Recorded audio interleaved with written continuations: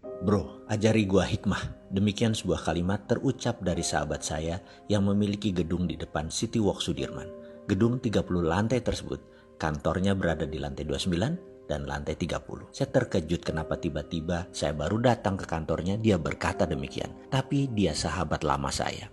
Dia juga mitra bisnis saya. Saya tahu sekali tabiatnya. Dia berhati lembut, sensitif sekali. Dan kalau dia berkata begini, saya jarang komentar. Dalam hati saya berkata, apa dia mau nonton video naratif serial Sadar Kaya Advance ya? Lalu otak iseng saya keluar dan berkata, si Ahmad supir lu bawa motor?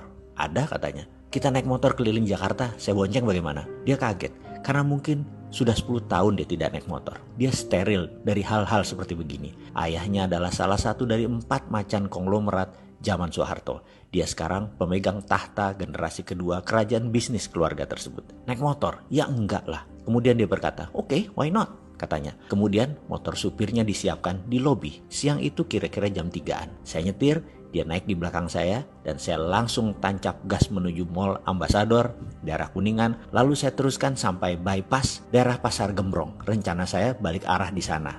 Dan ternyata hujan besar sekali di daerah bypass tersebut. Untung kami sempat berteduh di bawah tol di bypass tersebut. Ada puluhan motor melakukan hal yang sama. Hujan membesar, air bergerak naik ke arah trotoar, dan sahabat saya mulai gerutu.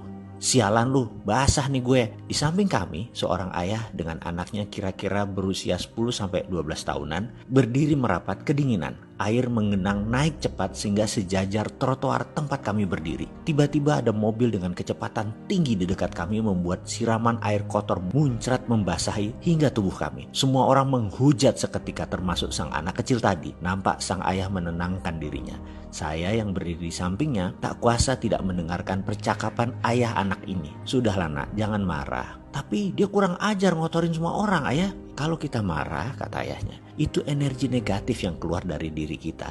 Dan ingat, dunia ini bulat. Dan sekali lagi, energi itu kekal. Sekali energi itu tercipta, mereka akan terus ada. Dan karena kehidupan ini berputar, energi itu akan kembali ke diri kita sendiri. Saya terdiam, termangu mendengarnya. Begitu juga sahabat saya yang berdiri tepat di samping saya. Sang ayah melanjutkan, mulai sekarang kamu harus bisa mengeluarkan energi hanya yang positif. Misalnya doakan orang tadi agar selamat sampai ke rumah dan ikhlas dalam berdoa.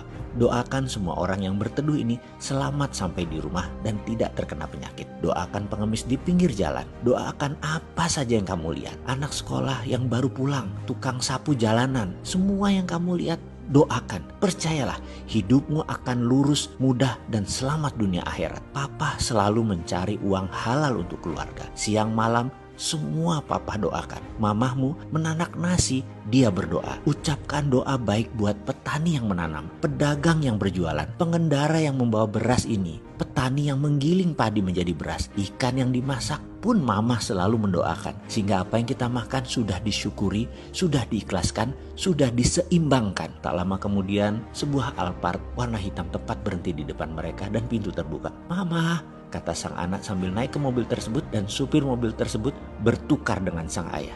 Rupanya ini training day sang ayah ke anak untuk melihat sisi lain dari kehidupan. Itu gumam saya dalam hati. Entah mengapa saya merasa malu teramat sangat. Saya tutup wajah saya dengan helm, menitik air mata saya dan berkata, terima kasih ya Allah, hari ini luar biasa, sebuah pelajaran yang saya dapat. Lalu saya melirik sahabat saya. Ternyata dia lebih parah lagi. Dia menangis deras air mata sambil bergumam, sialan lu bro, lu apain gua? Sialan tuh bapak, kena gua. Gua belum jadi ayah yang baik, gua belum jadi orang yang berpikiran positif. Ya Allah, terima kasih, tobat hamba. Dan saya pun diam saja menanti hujan reda.